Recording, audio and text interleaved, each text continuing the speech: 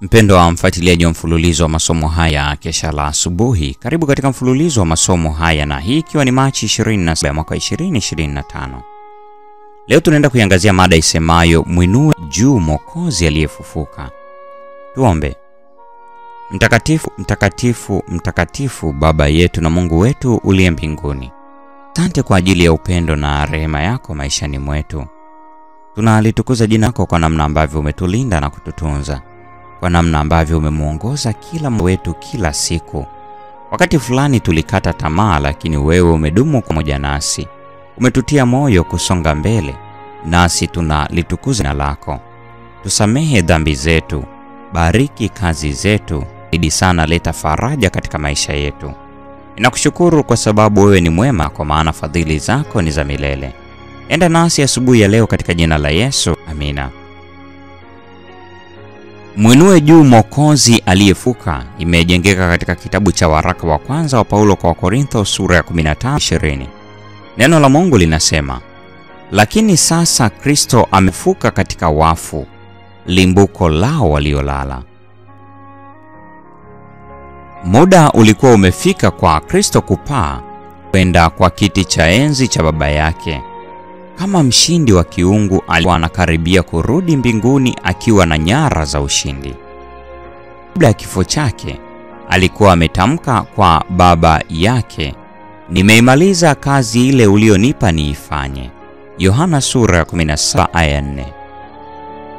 Baada ya kufufuka kwake, alikaa duniani kwa muda ili wanafunzi wake wamzoee, akiwa na mwili alifufuka nao wa utukufu. Sasa alifikia wakati wa kuondoka. Aliuthibitisha ukweli kwamba alikuwa ni Mwokozi aliye hai. Wanafunzi wake hawakupaswa tena kuendelea kuhusisha na kaburi. Waanze kumfikiria kama aliyetukuzwa mbele za mbingu, kama mahali pa kupalia kwenda mbinguni.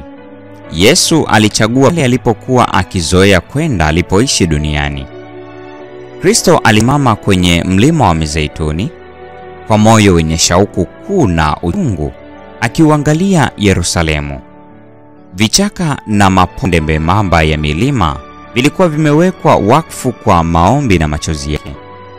Miinuko yake ilikuwa imetoa mwangwi wa sauti za ushindi, watu waliomtangaza yeye kuwa ni mfalme. Katika miteremko yake ndipo alipopata makazi pamoja na Lazaro wa Bethania. Katika bustani ya Getsemani, chini ya mlima huu, alikuwa ameomba kwa uchungu mkuu peke yake. Kutokea katika mlima huu ndipo alipaswa kupaa kwenda mbinguni. Juu ya kilele chake ndipo miguu yake itakapokanyaga atakapokuja tena. Si kama mtu mwenye huzuni, bali mfalme mwenye utukufu na mshindi atasimama kwenye mlima wa Mizeituni.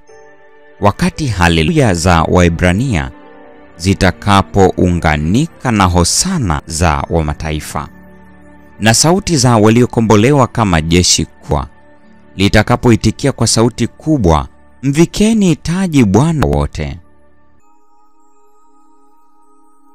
Walipofika mlima wa Mizeituni, Yesu aliwaongoza mpaka kileleni kabili jirani na Bethania. Hapa alisimama na wanafunzi wakamzunguka. Miale ya nuru ilionekana kutoka katika uso wake alipokuwa akiwatazama upendo. Hakuwalaumu kwa makosa yao au kushindwa kwao. Maneno ya huruma kuu yalikuwa ndiyo ya mwisho kusikiwa na wanafunzi kutoka kinywani mwa Bwana wao. Akinyosha mikono yao katika kuwabariki, na kama anawahakikishia ulinzi wake kwao, aliinuliwa taratibu kutoka kwao, akitwaliwa kwenda mbinguni kwa nguvu kuu kuliko uvutano wowote wa duniani. Alipokuwa akipaa, wanafunzi walioshikwa na mshangao walimka macho mara ya mwisho Bwana wao. Wingu la utukufu likamficha machoni pao, na alipokuwa akipokelewa na gari la wingu la malaika, maneno yafuatayo yakasikika: "Tazama, mimi nipo pamoja nanyi siku zote hata ukamilifu wa dahari." Wakati huo huo, wimbo mtamu kuliko zote ukasikika katika burudiko tulivu kutoka kwaya ya malaika. Tumaini la vizazi vyote, sehemu ya pili, ukurasa wa 442 hadi 444. Hii ni Machi 27, mada ikisema mwinue juu Mwokozi aliyefufuka. Neema ya Bwana wetu Yesu Kristo, pendo la Mungu na ushirika wa Roho Mtakatifu dumu kuwa nasi sasa na hata milele. Amina.